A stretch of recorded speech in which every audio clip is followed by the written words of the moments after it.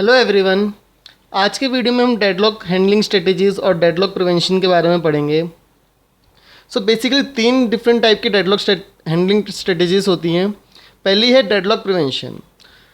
सो deadlock prevention क्या कहता है कि जो चार कंडीशंस थी डेडलॉक के होने के लिए नेसेसिटी के लिए, जैसे mutual exclusion, hold and wait, no preemption and circular wait.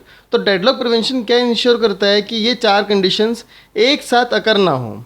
So it ensures that the four conditions for deadlock, that is mutual exclusion, hold and wait, no preemption and circular wait, does not occur simultaneously. So अगर ऐसा होगा कि अगर ये चारों conditions एक साथ नहीं होंगी, then this approach makes deadlock impossible. So this makes deadlock impossible. कि अगर आप ये अचीव कर लेते हो कि चारों conditions एक साथ नहीं होती हैं तो आपके सिस्टम में डेडलॉक होना पॉसिबल नहीं है। So that is deadlock prevention. Then we have this deadlock avoidance. Deadlock avoidance analyse करता है एलोकेशन स्टेट को, और जब कोई प्रोसेस किसी रिसोर्स की रिक्वेस्ट करता है तो वो उसको तभी ग्रांट करेगा जिसकी वजह से आगे जाके डेडलॉक ना हो। तो डेडलॉक अवॉइडेंस किस चीज़ का ध्यान रखता है कि जब मैं रिसोर्स को एलोकेट कर रहा हूँ तो फ्यूचर में उस रिसोर्स एलोकेशन की वजह से डेडलॉक ना हो जाए। So it analyzes the allocation state to determine whether granting a request for a resource might lead to deadlock later. So इसमें बेसिकली दो होते हैं, एक तो होता है बैंकर्स एल्गोरिदम और एक है इसमें रिसोर्स एलोकेशन ग्राफ, जो डेडलॉक अवॉइडेंस के लिए यूज में आते हैं। देन थर्ड है इसमें deadlock detection and resolution. This approach analyses the resource state to check whether a deadlock exist. तो ये पहले तो क्या चेक करता है कि क्या कोई डेडलॉक है हमारे सिस्टम के अंदर। If so abort some processes and allocate the resources to other processes. अगर ऐसा कोई डेडलॉक हो रहा है तो आप कुछ प्रोसेसेस को अबॉर्ट कर दीजिए, उनको एग्जिट कर दीजिए, और जो रिसोर्सेज उस प्रोसेस ने हेल्ड की थी वो रिसोर्सेज अब दूसरे प्रोसेसेस को दे दीजिए। तो ये है डेडलॉक डिटेक्शन एंड रेजोल्यूशन। सो इसमें अगर एक एग्जांपल लेता हूँ मैं डेडलॉक डिटेक्शन एंड रेजोल्यूशन के लिए। सपोज हमारे पास तीन डिफरेंट प्रोसेसेस थे, P1, P2 एंड P3, और P1 के पास R1 और R2 रिसोर्स थी, और इस स्ट्रेटजी ने ये डिटरमाइन किया कि इस स्टेट में डेडलॉक है। तो ये स्ट्रेटजी क्या करेगी, कुछ प्रोसेसेस को अबॉर्ट कर देगी। सपोज इसने प्रोसेस P1 को अबॉर्ट कर दिया। अब क्या हुआ, ये रिसोर्सेज R1 और R2 फ्री हो गई। अब ये रिसोर्सेज दूसरे प्रोसेसेस को एलोकेट की जा सकती हैं, जिसको भी जिस रिसोर्स की ज़रूरत होगी वो उसको यूज़ कर सकता है ताकि वो अपने एग्जीक्यूशन जो है प्रोसेस का वो कंप्लीट कर सकें। So these are the three different deadlock handling strategies. Now we will see first deadlock prevention. जैसे कि मैंने पहले भी कहा, डेडलॉक प्रिवेंशन क्या कहता है कि जो चार कंडीशंस हैं इनको साइमल्टेनियसली होने से रोका जाए। सबसे पहली जो है वो है म्यूचुअल एक्सक्लूजन। म्यूचुअल एक्सक्लूजन क्या कहता है कि कोई भी शेयरेबल रिसोर्स नहीं होनी चाहिए, non shareable resource. But if we can make some resources shareable, so it is use to make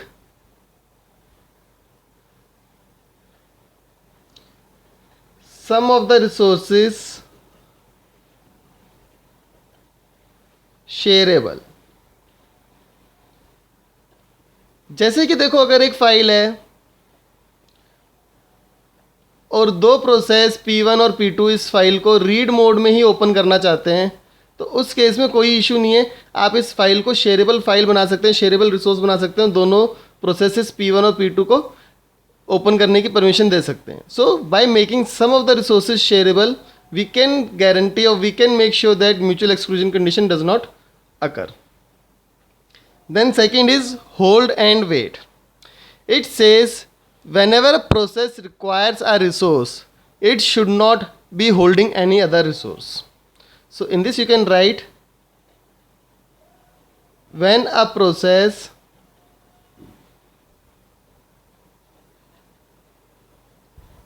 requires a resource,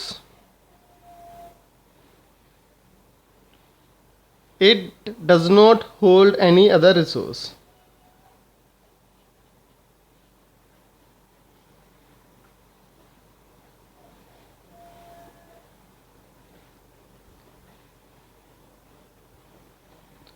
तो पहले से होल्ड करी हुई कोई रिसोर्स नहीं होनी चाहिए, तभी वो दूसरी रिसोर्स को रिक्वेस्ट कर सकता है.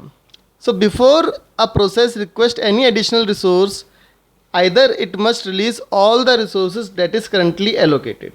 सो अगर एक प्रोसेस को कोई रिसोर्स को रिक्वेस्ट करना है तो उसको पहले की जितनी भी रिसोर्सेज उसने हेल्ड कर रखी है उन सबको रिलीज करना पड़ेगा. तो सेकंड कंडीशन ये कहती है होल्ड एंड वेट.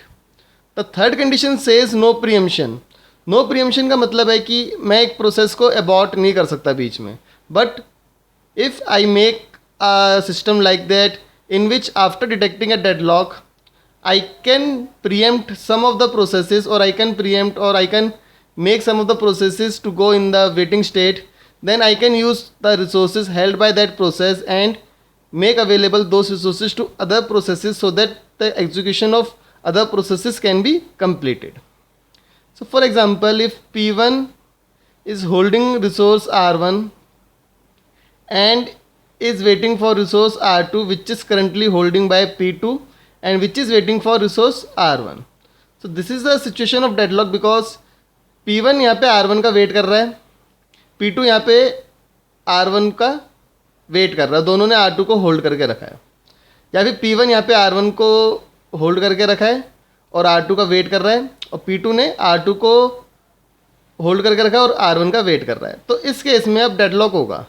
तो अगर हम किसी प्रोसेस को प्रीएम्प्ट कर दें, जैसे मैंने अगर इस प्रोसेस P1 को प्रीएम्प्ट कर दिया तो ये रिसोर्स अवेलेबल हो गई. अब इस रिसोर्स को मैं P2 को दे सकता हूँ, P2 अपना एग्जीक्यूशन कंप्लीट कर लेगा. उसका जब P2 का एग्जीक्यूशन खत्म होगा तो रिसोर्स R1 और R2 दोनों अवेलेबल हो गई. Then I can start process P1 again and allocate this resources back to the process P1. So preemption का मतलब क्या होता है, एक रनिंग प्रोसेस को हम अबॉर्ट करके उसकी रिसोर्सेज को दूसरे प्रोसेसेस को देना. So that is preemption. Now circular wait says once a process has some resources allocated to it, it can allocate a new resource only if number of all of its allocate resources is less than the number assigned to the requested resource. So मैं लिख देता हूँ इसकी definition पूरी. So this is circular wait. Circular wait basically कहता है कि आपके रिसोर्स एलोकेशन ग्राफ के अंदर कोई साइकिल ना हो, कि ऐसा नहीं होना चाहिए कि एक साइकिल आपकी बन के आ रही तो उसमें डेडलॉक होने के चांसेस हो जाते हैं. तो इस तरह से हम कहते हैं कि डेडलॉक प्रिवेंशन में अगर हम चारों कंडीशंस को साइमल्टेनियसली होने से रोक सकते हैं, then we can prevent the situation और the condition of deadlock to prevent, or we can prevent the situation of deadlock to happen. So this is about deadlock handling strategies and deadlock prevention. In the next video we are going to see about the resource allocation graph basically. So keep watching my channel and subscribe the channel for more such tutorials. Thank you.